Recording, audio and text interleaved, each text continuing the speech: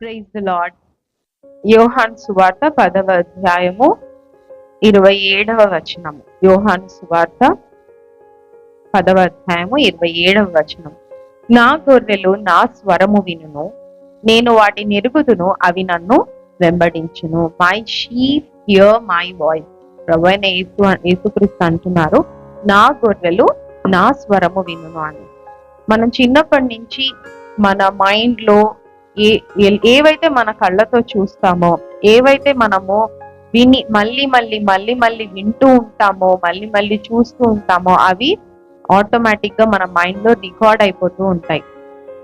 తల్లి వాయిస్ పిల్లలకి ఎలా రికార్డ్ అయిపోయి ఉంటుంది. ఎంత మంది ఉన్న గుంపులో పిల్లలు తన తల్లి వాయిస్ ని ఈజీగా గుర్తుపట్టగలరు. ఎంత మంది ఉన్నా అందులో నుంచి ఒక్క పిలుపు పేరు పెట్టి పిలిస్తే ఎంత మంది ఉన్నా అందులో అది మా అమ్మ అని ఆ వాయిస్ ని పిల్లలు రికగ్నైజ్ చేయగలరు. అలాగే మనం కూడా మన ప్రభు అయిన యేసుక్రీస్తు వాయిస్ ని, మన దేవుని వాయిస్ ని మనము వినగలము, తెలుసుకోగలము. అది ఎలా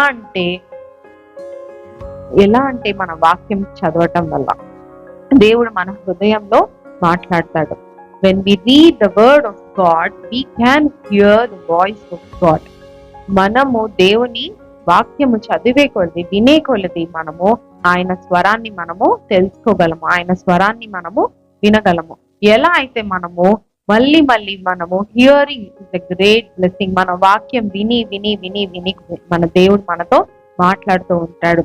ఇంకా మన హృదయం లోపల, మన హార్ట్ లో ఆయన మనకు మాట్లాడటమే, ఆయన స్వరాన్ని మనము వినగలము. మనకున్న పరిస్థితుల్లో మనము బైబిల్ ఎప్పుడైతే మనం చదివినప్పుడు దేవుడు మనతో వాక్యం ద్వారా దేవుడు మనతో మాట్లాడతాడు. ఇక్కడ మనం 4వ వచనంలో చూస్తే, ఇదే 10వ అధ్యాయంలో 4వ వచనంలో చూస్తే 4:5, మరియు అతడు తన సొంత గొర్రెలన్నిటిని వెలుపలికి నడిపించినప్పుడెల్లా వాటికి ముందుగా నడుచును.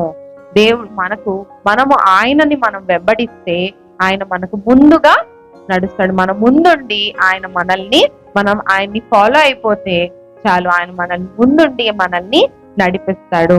ఇంకా ఇక్కడ అన్యుల స్వరము, 5వ అధ్యాయంలో అన్యుల స్వరము అవి ఎరుగవు గనుక అన్యుని ఎంత మాత్రమును వెంబడింపక వాని యొద్ద నుండి పారిపోవునని మీతో నిశ్చయముగా చెప్పుచున్నానని వారితో అనేను.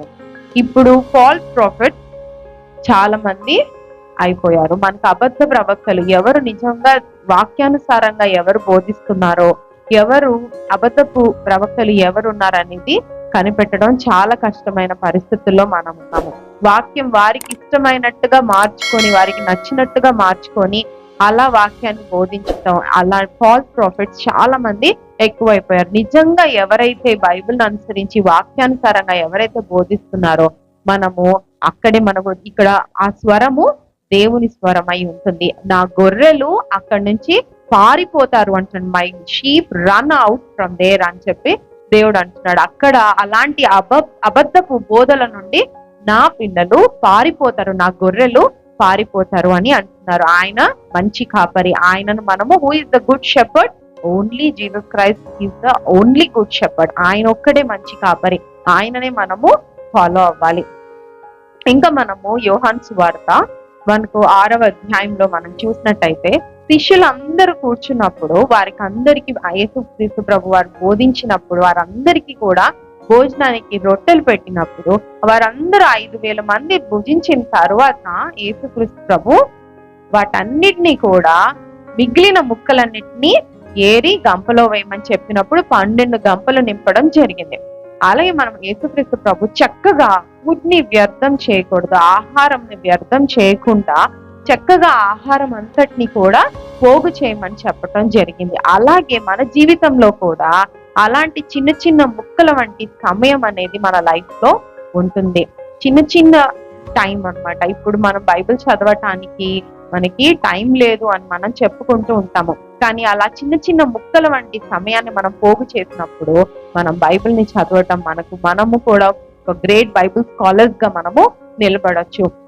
మన జీవితంలో ఇప్పుడు కారులో ప్రయాణం చేసేటప్పుడు, ఇక లేడీస్ అయితే వంట చేసేటప్పుడు, నాకైతే ఈ ఎక్స్పీరియన్స్ ఉందండి. మనము హెడ్ ఫోన్స్ పెట్టుకొని అలా కుకింగ్ చేస్తూ వంట చేస్తూ ఉన్నప్పుడు కూడా దేవుని వాక్యం విన్నప్పుడు నేను ఎన్నో సార్లు దేవుని స్వరాన్ని విన్నాను. ఆయన వాక్యం ద్వారా నా హృదయంలో ఆయన నాతో మాట్లాడడం జరిగింది.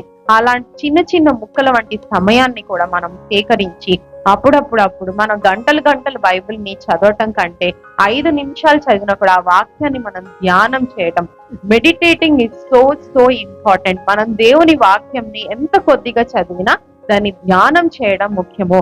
యెహోవా ధర్మశాస్త్రమునందు ఆనందించు దివారాత్రము దానిని ధ్యానించువాడు ధన్యుడు. బైబిల్ చదవటం గంటలు బైబిల్ మొత్తం టక చదవడం కంటే కూడా కొద్దిసేపు చదివిన బైబిల్ని కూడా మన మనసులో, మన హృదయంలో, మన మైండ్ లో మనం ధ్యానించుకుంటూ ఉండటమే గొప్ప ఆశీర్వాదం. మనం బైబిల్ చదివేదే ఎందుకంటే లేఖనాలను మనము ధ్యానించడానికి. మనకున్న ఆ చిన్న ముక్కల వంటి సమయాన్ని, ఆ పీసెస్ ఆఫ్ టైం ని కూడా మనం సేకరించుకొని పోగు చేసి మనకు టైం దొరికినప్పుడు అంతా కూడా మనం బైబిల్ దేవుని వాక్యాన్ని చదువుతున్నప్పుడు ఖచ్చితంగా దేవుని స్వరం మనకు వినపడుతుంది. ఆయన మనతో మాట్లాడతాడు. దేవుడు ఎప్పుడు కూడా మనతో మాట్లాడడానికి ఆయన సిద్ధంగా ఉన్నాడు. ఆయన ఎప్పుడు మనకు తోడుగా ఉండి మనల్ని ఆయన మనకు ముందుండి నడిపిస్తాడు. దేవుడి వాక్యాన్ని